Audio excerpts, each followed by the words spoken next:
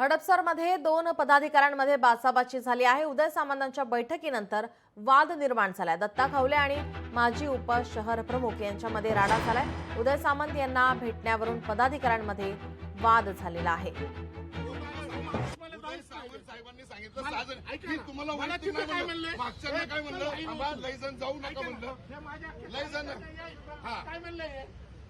तुम्ही मला अरे तुला बोलले दत्ता साहेब गवळे साहेब या चुकीचं आहे। हे काय आम्ही तुमचा मान करतो।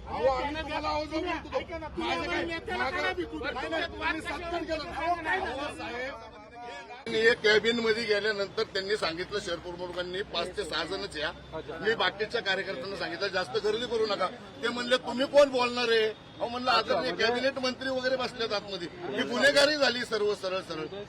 भेटण्यावरून ते भेटलेत ना, पहिला त्यांनी सत्कार केलाय ना, त्यांनी सत्कार केला। मी गाडीत बसायला गेलेलो, मला त्यांनी ओढत आणलं हाताला धरून।